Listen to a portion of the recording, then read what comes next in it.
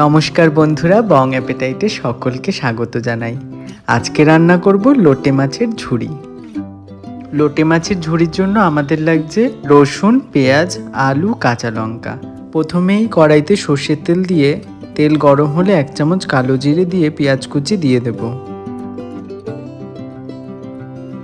পেঁয়াজটা ভালো মতো ভাজা হয়ে গেলে 1 চামচ রসুন কুচি দিয়ে দেব। তারপর ভালো করে মিশিয়ে কাঁচা লঙ্কা কুচি দিয়ে দেব। এরপর স্বাদ মতো লবণ, সামান্য হলুদ গুঁড়ো দিয়ে ভালো করে মশলাটা কষিয়ে নেব। এরপরে কেটে রাখা আলুগুলো দিয়ে ভালো করে মিশিয়ে নেব। আলুগুলো সেদ্ধ হওয়ার জন্য 2 মিনিটের জন্য ঢেকে দেব। তারপর ঢাকনা খুলে একটু নেড়ে নিয়ে কাশ্মীরি লঙ্কার গুঁড়ো দিয়ে দেব। মশলাটা কষে গেছে, আলুটাও সেদ্ধ হয়ে গেছে। এই সময় লোটে মাছগুলো দিয়ে দেব। তারপরে আবার 5 মিনিট ঢাকা দিয়ে দেব। এরপর ঢাকনা খুলে ভালো করে মিশিয়ে নেব। লোটে মাছগুলো ভেঙে গুঁড়ো গুঁড়ো করে দিতে হবে।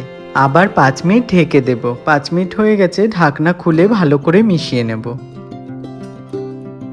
কম আঁচে এইভাবেই ভেজে ভেজে রান্না করতে হবে। এখন স্বাদ মতো লবণ দিয়ে দেব। তারপরে ভালো করে মিশিয়ে নেব।